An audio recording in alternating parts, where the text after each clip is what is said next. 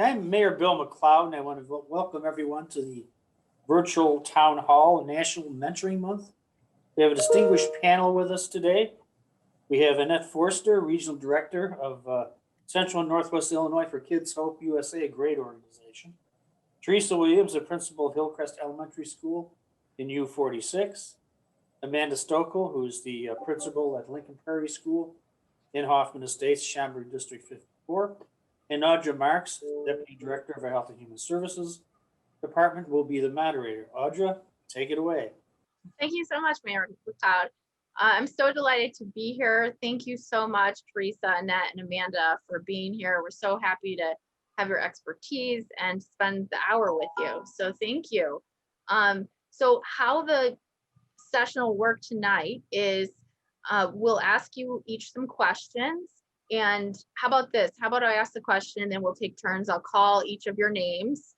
And then if at any point you want to jump in, just let us know. Okay, so we'll have it a bit of an organized fashion, but there's still room for you to speak up whenever you have thoughts. So I will begin with our questions. All right. And if it's all right, we'll start with Teresa. Mm-hmm.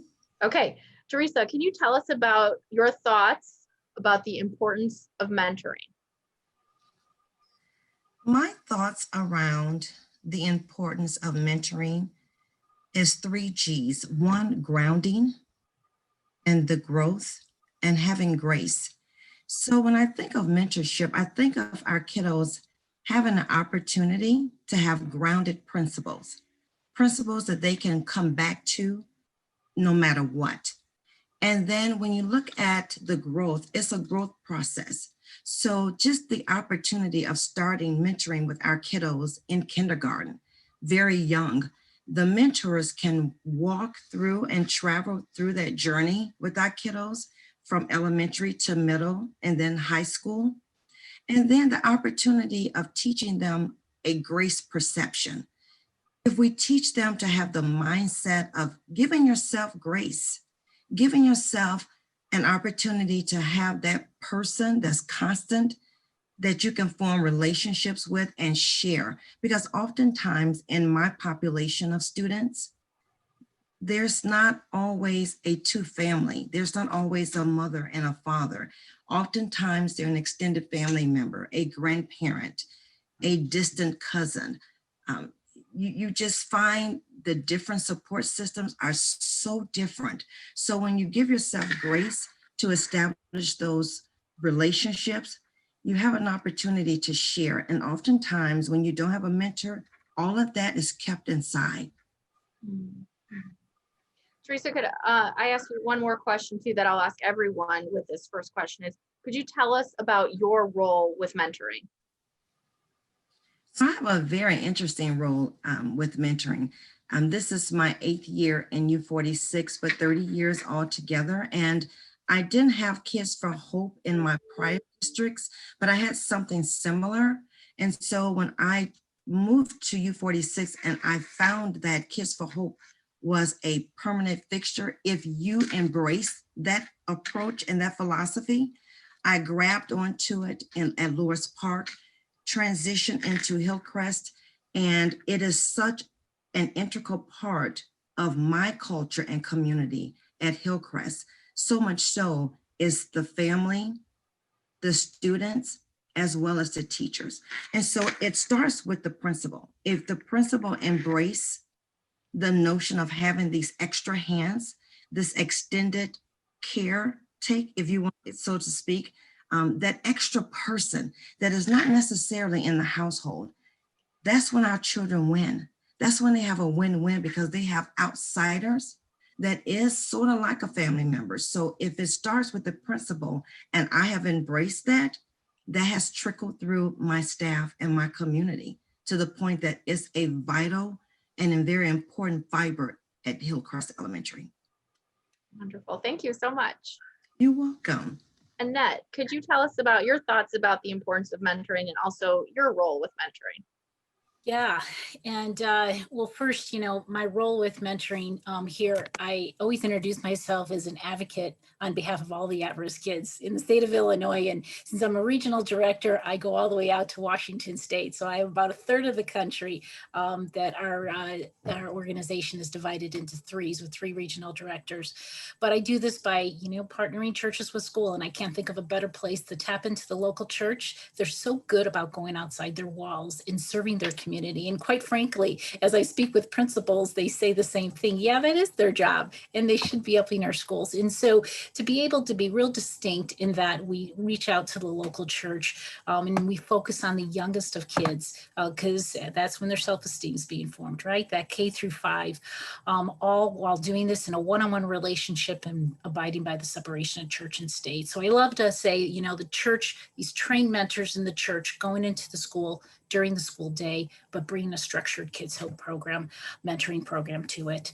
And, I just got to say here in Illinois, as much as I'm out to Washington State, 10 years ago, before this regional office, and Kids Hope has been around for 25 years, but 10 years ago, we only had 9 school districts in the state of Illinois. And today we have over 60 school districts who are mentoring kids in 37 different states. But it's just amazing, the principals, the superintendents who have embraced us. And so my role in mentoring is to be able to have the fun of being able to, and I wish, part of me wishes I didn't have to do this, that there weren't any at-risk kids. There weren't any kids who come from unstable environments, obviously, but there are. And so I'm in the game, and it's a privilege to be able to do that.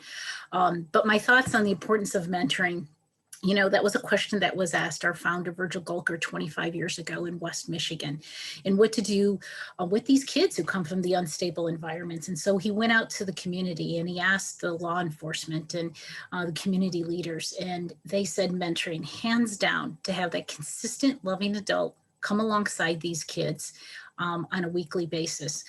And the whole, he explains it, the whole brain stem, research, proves that children who live in these unstable environments, they operate near the base of the brain, out of that fight, flight, or freeze. And these children are unable to learn. So any evidence of that love and nurture moves the child up the brainstem. So this is the why, to those areas of the brain where, he or she can experience that long-term, learning. And so that's why I do what I do. And that's just the importance of mentoring. And so as the churches go in during the school day and mentor these kids, these trained mentors equips these mentors to help meet their needs. Wonderful. Thank you so much, Annette. Yeah. Amanda, could you tell us about your thoughts about the importance of mentoring and also your role with mentoring? Sure. So I think just to extend what Annette was saying about at the end there about the students' needs, I think a mentoring relationship, really that's where it starts from. And what we found with Kids Hope last year, and just to put it out there, last year was our school's first year working with Kids Hope. Our district is a longtime partner. Our superintendent has advocated for our work with Kids Hope for years. So I'm going to step back for a minute. I've been here for 13 years, and for much of those 13 years, I have had the mindset as the principal that our population of students and our staff, the community as a whole, we were in a very good position to help mentor and support the students at our school. So when we would have Kids Hope come and present, or other principals would talk to me about the benefits of mentoring, for a long time, I didn't think our kids needed it because of who we were as their teachers. We have volunteers coming in regularly. Mayor McLeod reads. We have people coming in all the time. And until I met with Annette, did I really truly understand the importance of the partnership with these churches and really what the Kids Hope philosophy and methodology was. So I think to start, getting back to where I started, it was very quick that I learned the importance of mentoring, what I understood as mentoring, but truly the importance of having these outside people come in and support our kids. And what I found last year was they were really able to tap into the needs of our students even better than we were. You know, there's a part of being a principal or being a teacher where you learn about the child and their family and you have all this knowledge, but that knowledge doesn't always get interpreted into a trusting mentorship type relationship. You're trying to fix things, you're trying to problem solve, and that's truly not what a mentor exists for. A mentor exists, and Teresa touched on this earlier, to meet kids where they're at and to show them they're loved and they're cared for, and that relationship is possible with a stranger that develops over time. So I just, for me and for us here, it was just an acknowledgement that mentoring as a whole is valued, but what came from our relationship with Kids Hope was a greater understanding of outside people and what they can provide our kids that maybe we weren't necessarily able to do. And to that point, when I brought this to our staff and Annette presented to our entire staff, they had lists of kids that could benefit from the mentoring relationship as they heard at a very foundational level what it could be. So it really was a huge addition to what we are able to provide our students. And we didn't typically know that they would need it as much as they have. Mm-hmm. So. And then my role, I think, and Teresa said this too, is a fellow principal, bringing in it, saying yes. Like, I'm queen of saying yes to anything and everything when it comes to our kids. And before I even as I said, before I understood the potential, I was on board. And I think having faith in something that works. Kids are kids, and yes, different populations and demographics, different needs exist, but all kids need to feel like their voice is heard. All kids need to feel valued. They all need to feel cared for. And the interesting part of a stranger coming in to get to know them, like that, usually that's not what they're used to. It's, you know, their family and their friends and their teachers who take time with them, but someone new coming in just to get to know them, that's a huge self-esteem builder. So I've enjoyed being part of making that happen here. Wonderful. Thank you, Amanda. Sure. All right. So for our next question, we'll begin with Teresa. When thinking about mentoring, what is important for the mentor to consider during the pandemic and the time of overt racial injustices? That's a lot. One very important coined phrase that I have embraced, and I say this quite a bit, even with Superintendent Sanders in meetings and so forth, no relationship, no impact.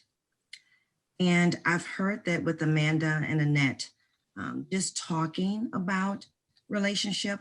If you don't have a relationship, there's no way you can be impactful to our kiddos. Even as a stranger coming in to take the time to get to know a student, you have to develop and build those relationship pieces. And when a child doesn't feel that it's genuine, we're lost altogether. So I certainly appreciate how we have partnership with the mentors at different local congregations, because they take the time over and over weekly, every Wednesday with Kids for Hope during their lunchtime. These kiddos race to get their lunch and meet that mentor, because guess what? Someone acknowledges who they are above and beyond what we do at school. And I think Amanda alluded to this. It's so much that as a principal we can do, as a parent, coming from a parent perspective, so much I can do, so much my teachers, the community. But when another adult come in and take the quality time to say you are special and you are valued, your voice is heard, that's huge. So I think as we move through this cycle another piece to consider is the social and emotional piece. Our kiddos are in a situation where I can't even find the words. In a pandemic, in the midst of racial injustice and so forth, there's so much going on in our minds, in our heads, it's really spinning. So to step back as a mentor, I would say to really take in consideration the social and emotional piece, the stability of our children, because they're not stable. They're not. And the security. And so finding a safe space in our buildings on a daily basis, Kids for Hope is huge, because guess what? These kids know they could come back every week to be important with this one person, and oftentimes it's one-on-one. When do they get that one-on-one time? Not necessarily at home. And our kiddos in my particular school, in my community, they have so many siblings and so many cousins that live under one household. When do they get the time and space just to say who I am? And for a mentor to come in and identify you as an individual and give you that quality time, that's huge. So I would say stability, security, and certainly addressing social and emotional learning. Because when we don't have that, we don't have anything. We don't have anything. Thank you, Teresa. You're welcome. Annette, what is important for the mentor to consider during the pandemic and time of overt racial injustices? Yeah, there is a lot in that question, Teresa, isn't there? You answered that so nicely. It's important, for the mentor to consider what the bridge builders are that will help these kids weather the storm, right? In the middle of the storm. Our psychologist firm that we're partnered with, Kids Hope, she recently described it as kids struggling. It's like holding a glass of water out and your arms stretched out like this. You can only do that for so long, right? And then you're going to drop the glass. And it's been how long? 10 months that we've been in this. And it's they're wearing, aren't they? And I'm sure Amanda will speak to that as well. So as an organization, we continue to educate ourselves on the pulse of these kids as I speak with all these school districts around, and principals and superintendents and the faculty, so we can help the mentors meet the needs accordingly. We truly want to understand what these kids are facing, on a daily basis, and considering both of the issues. And so, Kids Hope as an organization, we have the continued training with all our 1,200 church school partnerships across the country. And some of our training involves the working with kids who are in poverty and the whole racism issue. And we have interviews, we have workshops, and just trying to educate ourselves and educate the mentors as well. I recently spoke to a principal in the area who called me up, and she says, I really want this Kids Hope at my school because I need it for the remote learners. And we are in the hybrid mode right now. And the kids that are in the school aren't as much in need as the kids who are the remote learners. Those are the ones I want the wraparound services for. And so actually Kids Hope ran a pilot last May for online mentoring and for pen pal mentoring. Because we want to be able to stay connected with these kids. And so there are several schools who are doing the online mentoring, and it's a little shorter than the hour. It's about 30 minutes, but even 15 minutes, Teresa talks about building security and that whole sense of belonging. It translates to them just that 15 minutes that they are important and to continue to keep the relationship. So we're pivoting like every other organization is pivoting, and we're creating opportunities for these kids to stay engaged and for new programs to come on, because we're having more and more schools call us, especially during this time. And so, one of the hallmarks for Kids Hope in relationships is that these relationships last at least 2 years. And that's our studies that have gone in. Really, 90% of our mentors stay with the same child for at least 2 years. That 10% break is only because these kids are transient and they move on to another school. But that consistency of saying that you matter in one academic season at a time has been huge for these kids. Yeah. Thanks, Annette. Amanda, what's important for the mentor to consider during the pandemic and time of overt racial injustices? I think it's truly the same in essence that they would be needing to consider at any time. I think specifically for the children that teachers and principals and social workers are recommending, these are children that exist in challenging environments, whether it's social emotional challenging, a family structure piece, that have experienced different situations of trauma like a pandemic or social injustice or whatever else they may have experienced. And wherever they're at, the Kids Hope mentors have been trained to meet them where they're at. So when you ask the question, what's important for the mentor during this time, I would say it's the same thing that needs to exist at any time. So next year, the year after, whatever it is, they need to be willing to listen and to hear the pieces that aren't being said.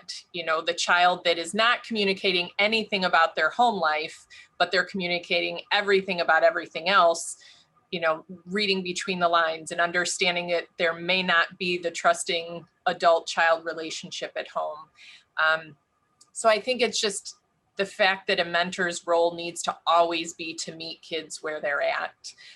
Specifically right now with the remote learning and the hybrid, as Annette said, it's been a long time, and we're seeing very typically emotionally well, self-confident children, students, and young people who are crumbling under the pressure, and they're not equipped to articulate what it is that's bothering them. But to what Teresa said, we're in an unstable environment. We're expecting kids to understand it at the same level we are, and when we can't even respond to it consistently. So I think just being real with kids is important, especially during times like these. Saying, I hear you, I wish this weren't the way it was. How are you feeling about it? Questioning them, getting them to talk. I think as adults, we find we can talk about anything at length. And we sometimes talk to our kids instead of listening to where they're at, because we might, I know we said earlier, as a parent, I often think I know what is going on in my 12-year-old's mind, and well, is this what you're thinking? Or, I bet you're upset about that. And the response is never that. It's always, oh no, I didn't think about that. Or that's not really what's bothering me, Mom. Our kids at school are like that too. So I think just being really aware with, where they're at and listening. Mm-hmm. Yeah, and you make a great point too, that children right now might not have the language for it, and so they'll show us, right? That I've heard from a lot of parents or guardians that there's some regression in behaviors, and so it's because they're struggling. And so I love your point of let's ask them, right? Let's talk with them and be real with our children, and the mentors can do that too. And maybe the children and adolescents can tell the mentors what they might have difficulty telling a family member or an extended family member. So see that a great opportunity. And one more thing, I think the kids, I talked at the beginning that structure that Kids Hope provides. One of the things that we've benefited quite a bit here is the after meeting reports. The mentor just kind of jots down some notes and specific feedback, and the classroom teacher and social worker are able to check in on some things that are coming up. And that we found to be really beneficial, not necessarily always acting on it, but being aware. Mm-hmm. And that's the platform that Kids Hope has added. So you got to add that additional support. It's great. Teresa, you have a thought?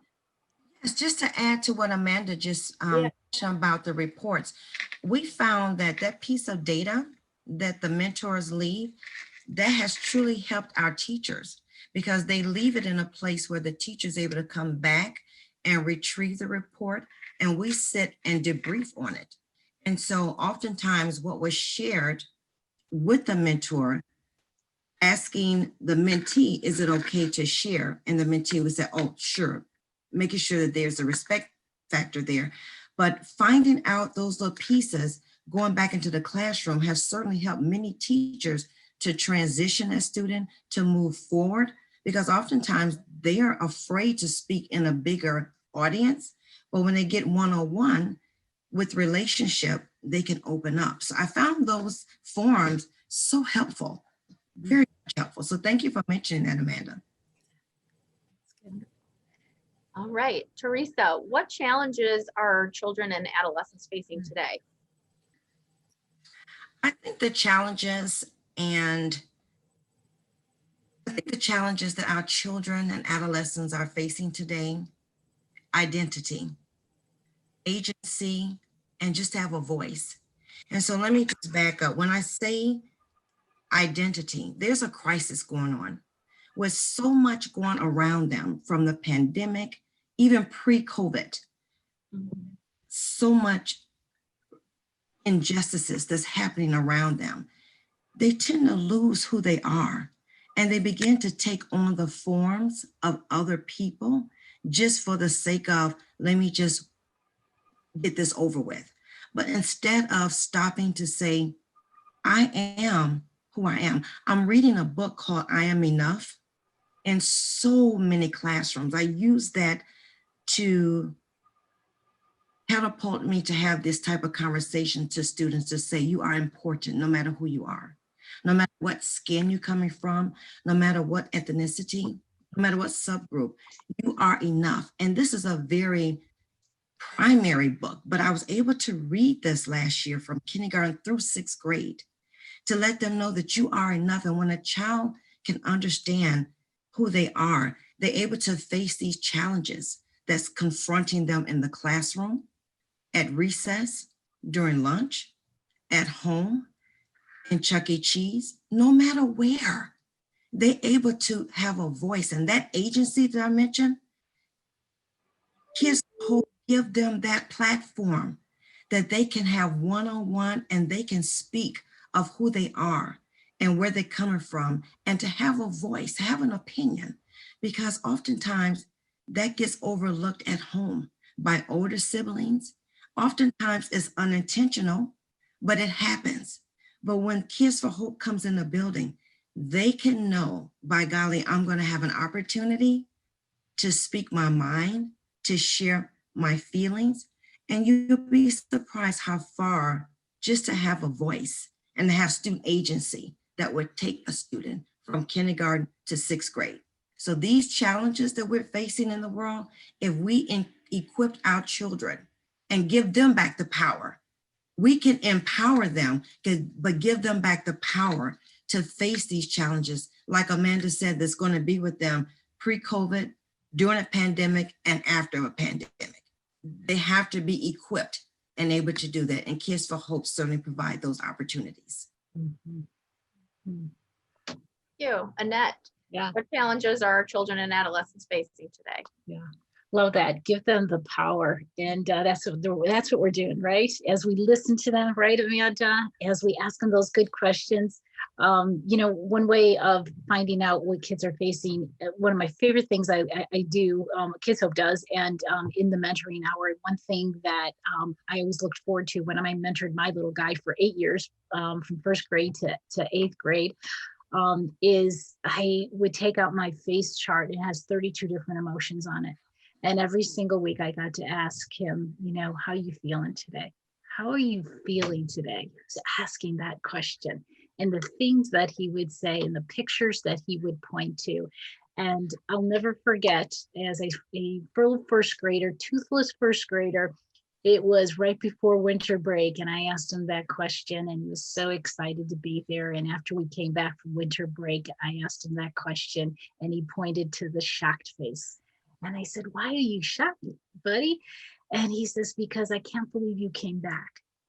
And so that consistent, loving adult coming every single week and asking them those questions and coming alongside the school, in support of the school, as they identify these kids who need the individual attention, the whole PBIS check in, check out, that the mentors are trained for, that we get to hear what their challenges are, and we get to meet them where they're at. Thanks, Annette. Amanda, what challenges are our children and adolescents facing today?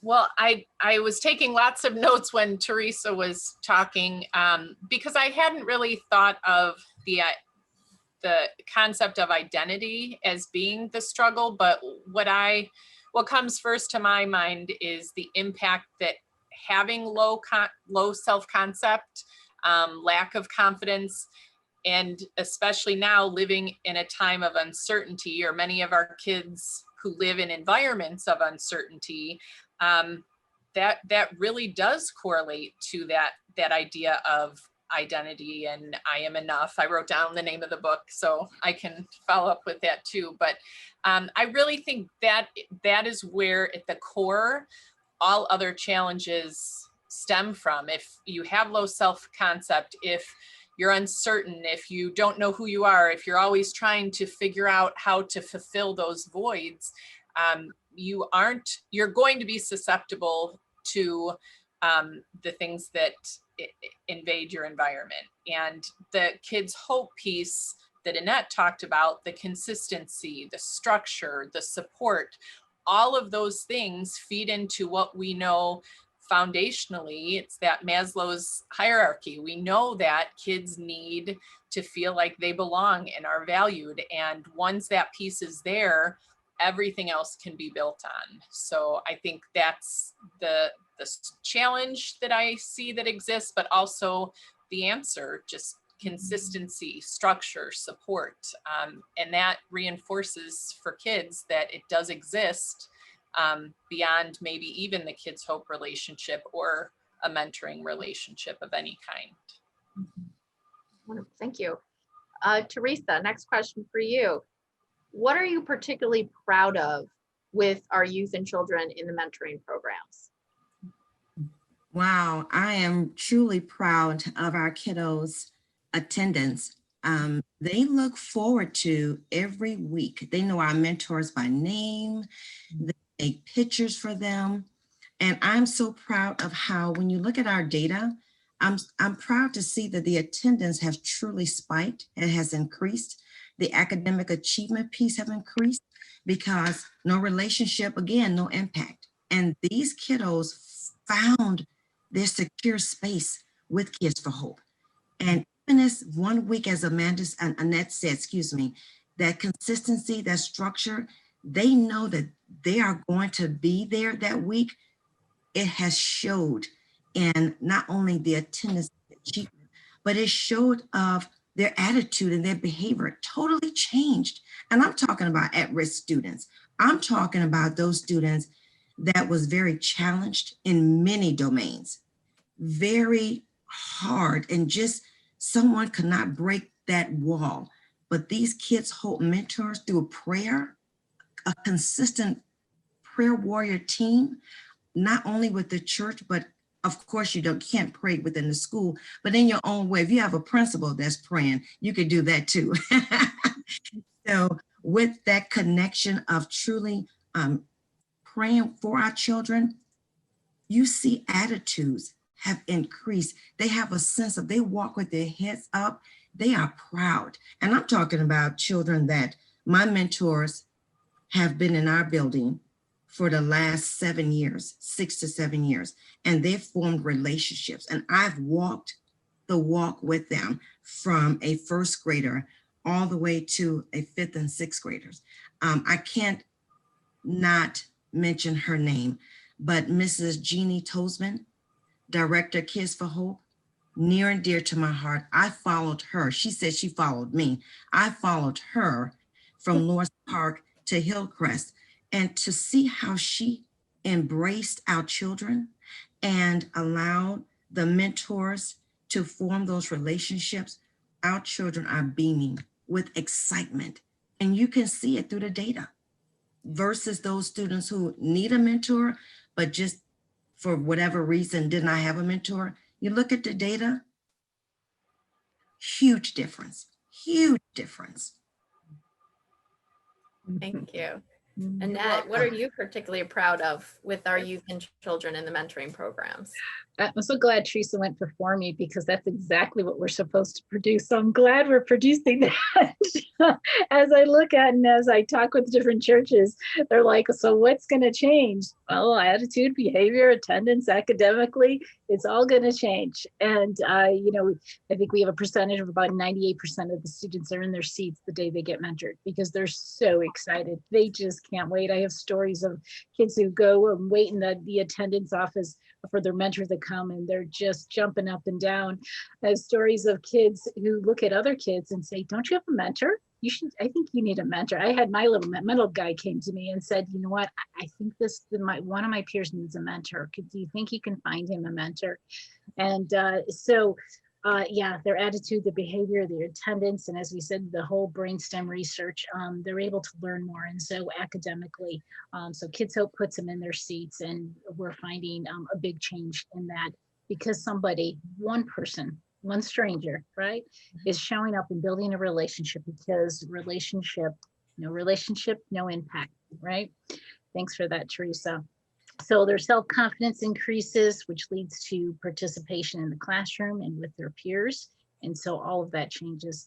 And I can't help but say, our mission obviously is the one child, 1 hour, one church, one school, and to, build life-changing relationships with these kids. But what happens, and it's the inevitable, is that the mentors' lives change too. And that's important. It's important for churches to hear, because when you give, you get, right? I mean, it's not our mission, but it does happen. And actually, research shows that mentors experience less anxiety and depression, when they are investing in a student. And so as you're going in and these mentors are so excited to change the lives of these kids and hopefully be a part of changing the trajectory of their lives are being changed too. And that's huge. And that's something to, be aware of. Mm-hmm. Very significant. Amanda, what are you particularly proud of with our youth and children in mentoring programs? I think we were most surprised with how excited they were.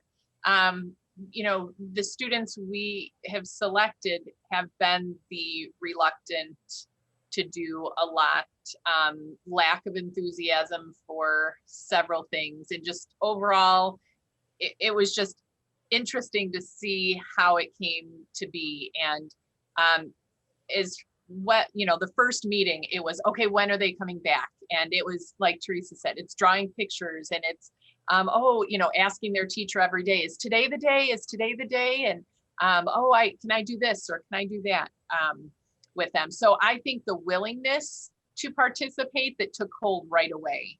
I'm most proud of, I think, their character in that their willingness to try and to know at a young age that there's benefit to just being yourself and putting yourself out there. And I mean, that in and of itself grows confidence in these little people.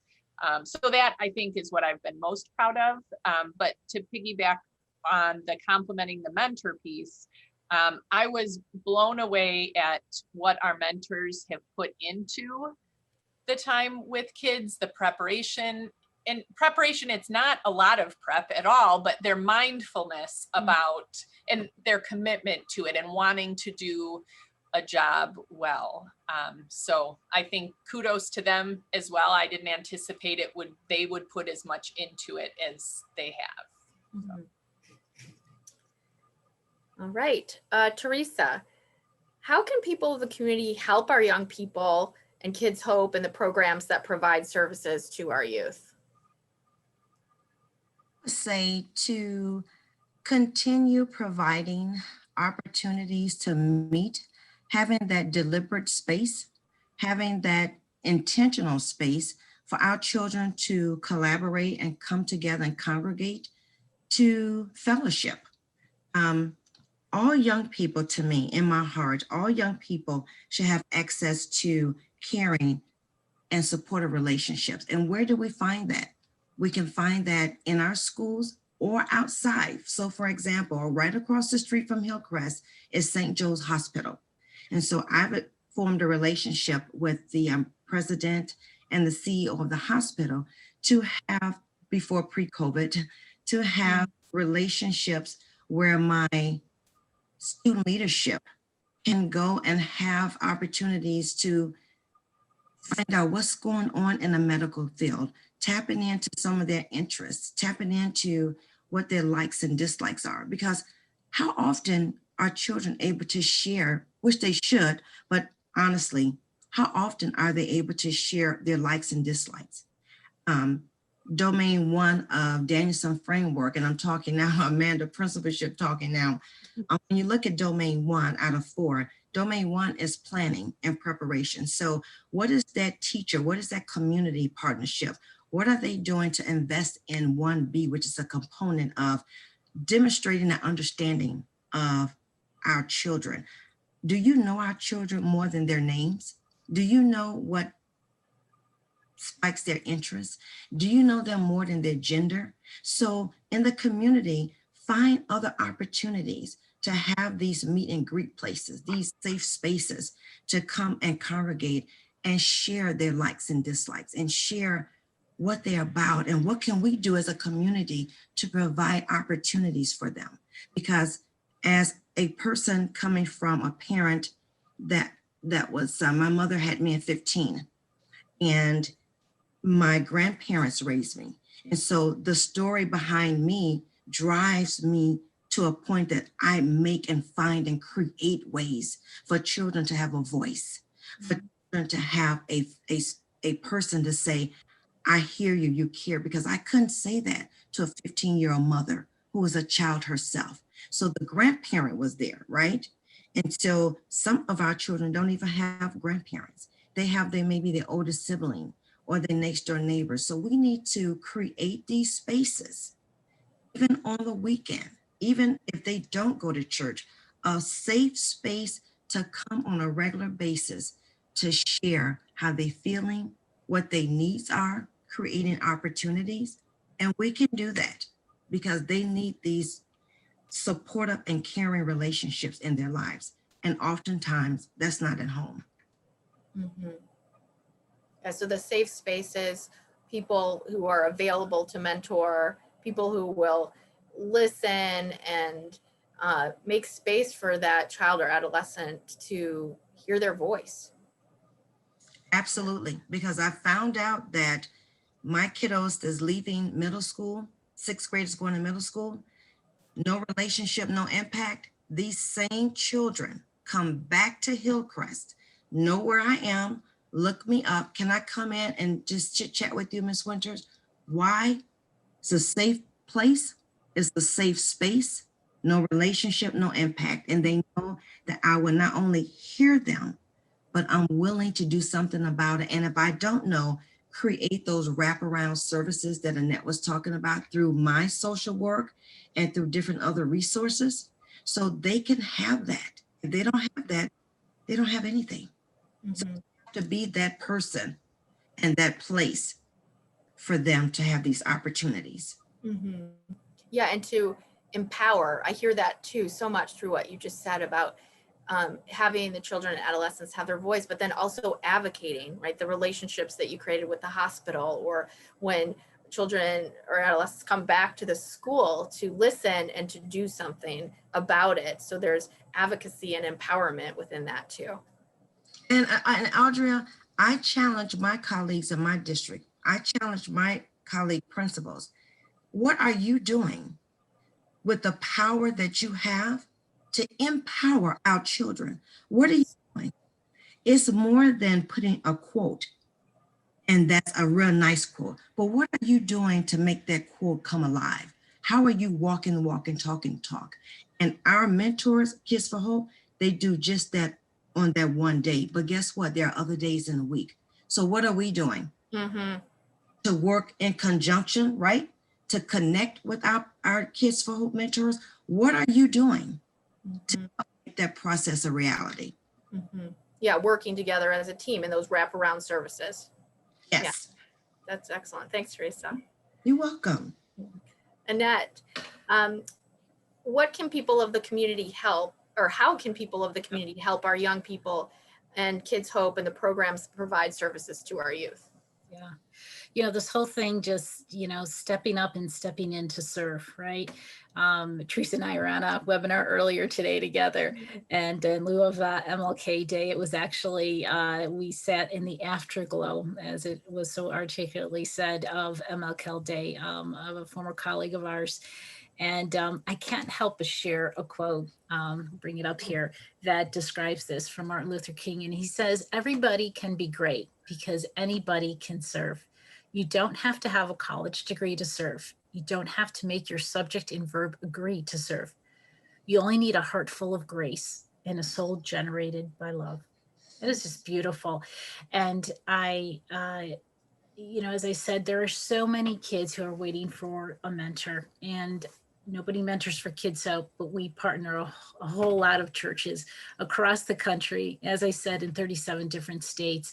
But just specifically here in Illinois, there are so many kids who are waiting. There are thousands of kids across the country who are waiting for a mentor, who are waiting for, in this particular case, for churches to step up and to be trained and to partner. So I guess my call is to spread the word, to go out and ask whoever is a part of a church that they would introduce me and be able to partner more kids with our organization, more kids in District 54, more kids in LGNU 46, and the other 60 school districts around, specifically the suburbs of Chicago. Mhm. And I think you described it. I just want to ask an additional question about it to make sure we can get people connected. If someone does want to be a mentor and go through this training, it sounds like it's through the churches. What can someone do? Who can they contact? How can they get connected to Kids Hope? Yeah, to contact me. In this case, contact our national office, A Forster at kidshope.usa.org. I'd be willing to speak with them and connect them. Wonderful. Thank you.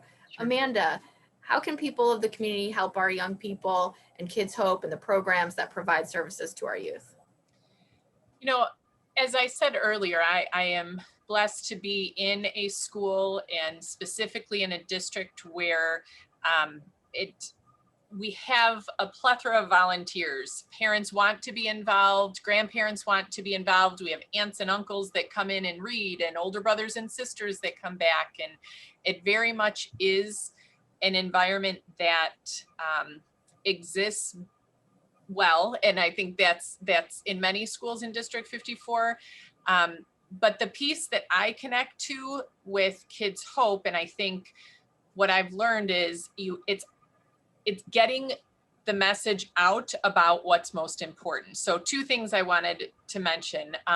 The one thing I hear often just from people outside of the field of education is that kids scare them. If you're a businessman or you're working, a plumber or an electrician, and, going into a school and viewing yourself as a mentor to the scary child is something that is not necessarily a natural tendency of people. So I think part of it is helping to educate adults that everything you have to mentor a child is already found within you.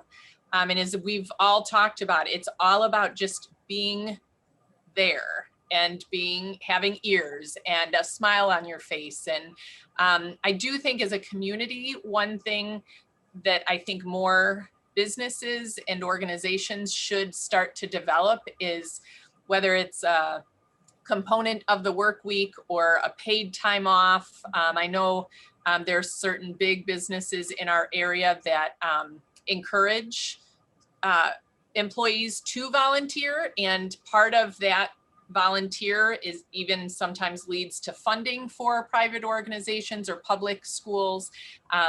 So I guess my rambling is just, I think that the community can just step into it more so. And if businesses and organizations give their employees permission to leave during the day and go and do for children, we see it with baseball coaches and Girl Scout troop leaders, and you don't have to have your own kids to go and make an impact on the lives of other kids. And I do think there are things like that our businesses and organizations can do differently.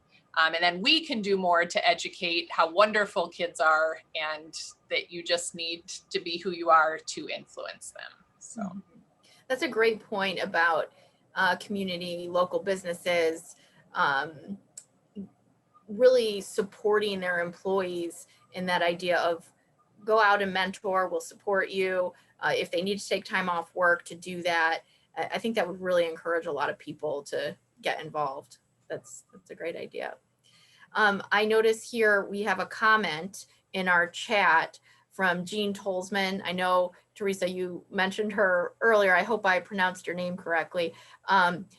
And she writes, as a Kids Hope director and mentor in my 9th year, I can honestly say that I have gained as much or more than I have given. I'm so grateful that I can be a part of Kids Hope. All right. And Go she ahead. certainly shows that. She has truly presented herself as a role model, and she allowed us as servants. And I know, Annette, you said it, Amanda, you've also said it. I look to myself as a servant, and that's how Mrs. Jeannie Tolsman, as a director, that's her philosophy. We're here to serve, and that's it. And when our children know that we're here for them, we can make a difference. And I just want to just say this piece is that I so wish that this can be amplified on Channel 9, on Channel 7, on Channel 2, because what we are talking about now is that every child, every single child has the skills and opportunities and abilities to identify themselves as someone. And I think that's why I picked the book, I Am Enough, because I don't think that they are enough. And so when an authoritative figure can read a book to say, yes, you are enough, that's constantly pouring in and investing and pouring in. And as a servant, I'm here to serve our children and community. That's what I'm here to do. If nothing else, for every child to walk away knowing that they are enough and they have the right to expound on that in itself. Mm-hmm. Makes any sense? Yes, that's wonderful. And I'm hearing a theme too, the importance of children and adolescents knowing that they are special and having someone else recognize that. Yes. That's so important. I want to open this up for closing thoughts from our panel. And if anyone does have a question, please post it in the chat. Teresa, Annette, Amanda, do you have anything else that you'd like to share tonight? You know, I just want to say I'm first grateful for these two principals and their support they have, their school districts as well, and their superintendents, but just both Amanda and Teresa, thank you for being willing to share what's going on in your school and your thoughts as we celebrate National Mentoring Month. Just so grateful to be in partnership with you too. thank you, Annette. Thank you, Annette.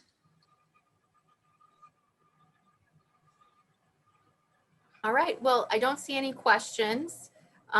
Teresa, Amanda, any last thoughts from you? Okay. All right, oh, go ahead, what? No, I was just going to say thank you to Mayor McLeod and of course, Jennifer, for coordinating this, placing emphasis on such an important topic and taking time to figure out how to help support it. Not every town, not every village is making things that matter a priority. And I felt honored to be included. So thank you.